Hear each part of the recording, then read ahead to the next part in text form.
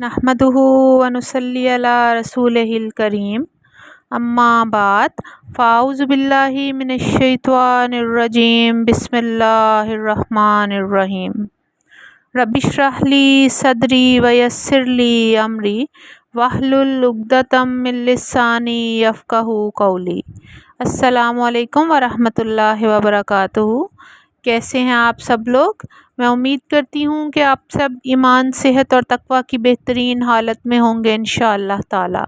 आज हम अल्लाह ताला की तौफ़ीक़ और मदद के साथ सूरह बकरा आयत नंबर 68 से 70 तक का तर्जुमा और तफसीर देखेंगे इंशाअल्लाह ताला। शुरू करते हैं सूरह बकरा आयत नंबर 68 के तर्जुमा से।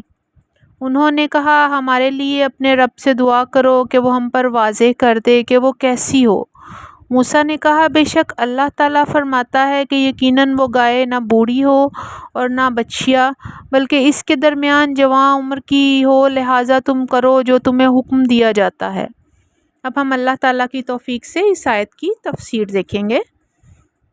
इस आयत में अल्लाह ताला ने बयान किया है कि जब बनी इसराइल को गाय ज़िबा करने का हुक्म मिला ताकि मकतूल का पता चल सके, तो वो तरह तरह के सवाल करने लगे कि उसका रंग कैसा हो, उसकी उम्र क्या हो। दरअसल वो दिल के खोटे थे और अपने दिलों में गाय की मोहब्बत को छुपाए बैठे थे, और वो अल्लाह के इस हुक्म से बचने के लिए बहाने तलाश कर रहे थे। बनी इसराइल ने अल्लाह के सादा से हुक्म को मुश्किल बना दिया अपने लिए, और वो इसकी तामील से ज़्यादा खोज में पड़ गए और हज़रत मूसा से कहने लगे, अपने रब से दुआ करो वो हम पर वाज़ेह कर दे कि इस गाय की उम्र क्या हो। सिराजुल मुनीर हवाला नंबर 49/1 है। यहूदियों की सरकशी और सवालात की भरमार की खबर दी जा रही है। जब उन्होंने ख़ुद अपने ऊपर तंगी की तो अल्लाह पाक ने भी इन पर तंगी डाल दी। अगर हुक्म पाते ही किसी भी गाय को ज़िबा कर डालते तो काफ़ी था, मगर उन्होंने खोज कुरेद शुरू कर दी और सवालात करते ही जा रहे थे। इधर से भी सख्ती बढ़ती ही रही। मूसा ने कहा, बेशक अल्लाह ताला फरमाता है कि यकीनन वो गाय ना बूढ़ी हो और ना बछिया, बल्कि इसके दरमियान जवां उम्र की हो, लिहाजा तुम करो जो तुम्हें हुक्म दिया जाता है। सैयदना मूसा अलैहिस्सलाम ने वाज़ेह किया कि अल्लाह ताला फरमाता है कि वो गाय ऐसी हो जो बड़ी भी ना हो और बहुत ज़्यादा छोटी भी ना हो, बल्कि दरमियानी उम्र की हो।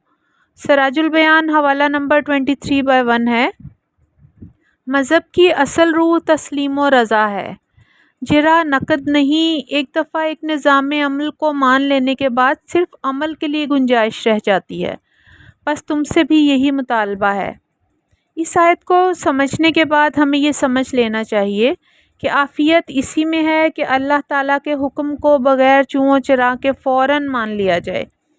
रब की अताअत और फर्माबरदारी को अपनी ज़िंदगी का मकसद बना लिया जाए, तो अल्लाह ताला अपने बंदों के लिए आसानियाँ पैदा फरमा देता है। हुक्म मिलते ही तामील में देर नहीं करनी चाहिए और अल्लाह की आयतों में ऐसे नुक्ते नहीं तलाश करने चाहिए जिनसे ज़हन और दिल के मशकूक होने का ख़तरा हो। और जब कलाम अल्लाह को मोहब्बत, अक़ीदत और यकीन से समझा जाएगा तो ही शकूक व शुबहात से बचा जा सकता है। अल्लाह तबारक व तआला हम सबको अपने अहकामात को मानने वाला बना दे। आमीन सुम्मा आमीन। अब हम अल्लाह ताला की तौफ़ीक़ और मदद से सूरह बकरा आयत नंबर 69 का तर्जुमा और तफसीर देखते हैं। शुरू करते हैं सूरह बकरा आयत नंबर 69 के तर्जुमा से। उन्होंने कहा, हमारे लिए अपने रब से दुआ करो वो हमारे लिए वाज़ेह कर दे कि इसका रंग कैसा हो। मूसा ने कहा, बेशक अल्लाह ताला फरमाता है कि वो यकीनन ज़र्द रंग की गाय हो, इसका रंग चमकने वाला हो कि देखने वालों को खुश करती हो। अब हम अल्लाह ताला की तौफ़ीक़ से सूरह बकरा आयत नंबर 69 की तफसीर देखते हैं। इस आयत में गाय की खूबियाँ बयान की गई हैं बनी इसराइल के सवाल के जवाब में। जब बार बार सवालात किए गए तो अल्लाह ताला ने गाय की तफसील उसके मुताबिक बताई जो उनके जहनों में मुक़द्दस गाय के तौर पर महफूज थी। उन्होंने कहा, हमारे लिए अपने रब से दुआ करो कि वो हमारे लिए वाज़ेह कर दे कि उसका रंग क्या होगा। मूसा ने कहा, बेशक अल्लाह ताला फरमाता है कि यकीनन वो ज़र्द रंग की गाय हो, इसका रंग चमकने वाला हो, यानी वो ज़र्द रंग की चमकदार जिल्द वाली गाय हो कि देखने वालों को खुश करती हो, यानी अपने हुस्न की वजह से तमाम लोगों को अच्छी लगती हो, दिखने में दिलकश हो। بنی اسرائیل دراصل بار بار تفصیلات اس لیے پوچھ رہے تھے کہ وہ کسی بھی طرح اس حکم سے فرار اختیار کرنا چاہتے تھے۔ وہ چاہتے تھے کہ ان سوالوں جوابوں میں کچھ ایسی بات ہو جائے کہ اس حکم پر عمل درآمد کی ضرورت ہی نہ رہے۔ جب کوئی کام نہ کرنا ہو تو اس میں بار بار سوال کیے جاتے ہیں۔ کچھ سوال اس لیے ہوتے ہیں کہ مزید معلومات مل سکیں، لیکن بنی اسرائیل کے سوال ان کے تخریبی ذہنوں کی اختراع تھے۔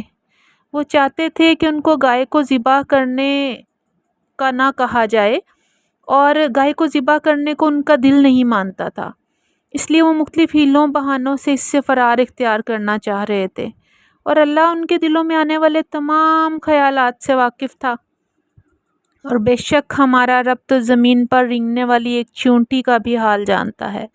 بے شک ہمارا رب علیم ہے، اس کے علم سے باہر کچھ نہیں، اور وہ رحیم بھی ہے۔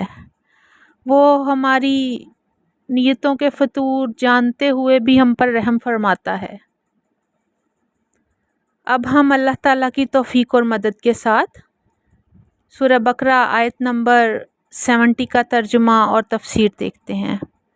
انہوں نے کہا، ہمارے لیے اپنے رب سے دعا کرو کہ وہ ہمارے لیے واضح کر دے کہ وہ کیسی ہو۔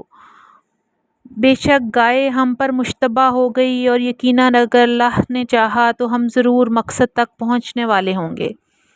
بنی اسرائیل کو شبہ نہیں تھا، بلکہ واضح طور پر پتہ تھا کہ گائے کو ذبح کرنا ہے، لیکن چاہتے تھے کہ کوئی سوال ہمیں گائے کو ذبح کرنے سے بچا لے۔ تفسیر قاسمی ہے، حوالہ نمبر 154/1 ہے، اور یقیناً اگر اللہ تعالیٰ نے چاہا تو ہم ضرور مقصد تک پہنچنے والے ہوں گے، گائے کو ذبح کرنے کی ہدایت پا لیں گے۔ دراصل یہ بنی اسرائیل کی نیتوں کا فطور تھا، اور وہ اس تذبذب میں تھے کہ کیسے اس مقدس جانور کو خون میں نہلائیں۔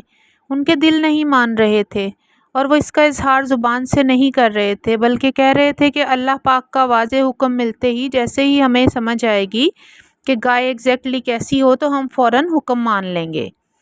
اور وہ سوال پر سوال کیے جا رہے تھے۔ بہت زیادہ سوال کرنے سے انسان ہدایت نہیں پا سکتا، بلکہ اس کا ذہن اور قلب الجھ جاتے ہیں۔ اللہ پاک سے زیادہ سوال کرنے سے انسان کا دل سخت ہو جاتا ہے، اور اللہ پر یقین کی طاقت کمزور پڑ جاتی ہے، اور انسان بلا وجہ شک و شبہ میں مبتلا ہو کر اپنے ایمان کو کمزور بنا بیٹھتا ہے، اور بلا چوں چرا اللہ کا حکم ماننے سے دل ایمان سے بھر جاتا ہے، اور ایمان مضبوط ہو جاتا ہے، اور اللہ تعالیٰ قلب و ذہن میں وسعت عطا کر دیتے ہیں۔ آئیں ہم مل کر دعا کریں کہ ہمارا پاک پروردگار ہمیں اپنا تعلق نصیب فرمائے، اور ہمارا پاک پروردگار ہمیں اور ہمارے آنے والی نسلوں کو اپنے دین کا کام کرنا نصیب فرما دے، اور یہی کام حیات بخش ہے، اس کے لیے ہمیں طریقے سکھلا دے۔ یا ارحم الراحمین، اس حیات بخش کام کو کرنے کی توفیق عطا فرما دے۔ یا ارحم الراحمین، ہمیں اس کا یقین نصیب کر دے۔ الہی، اس کام سے ہمارے دلوں کو زندہ کر دے۔ اے اللہ، اس کام کے ذریعے ہماری نجات ممکن بنا دے، اور یہ کام کرتے ہوئے ہمیں دکھاوے، لالچ اور غرور سے بچا لے، اور ہماری نیتوں کو خالصتاً اپنے لیے مخصوص کر لے۔ آمین ثم آمین۔ السلام علیکم ورحمۃ اللہ وبرکاتہ۔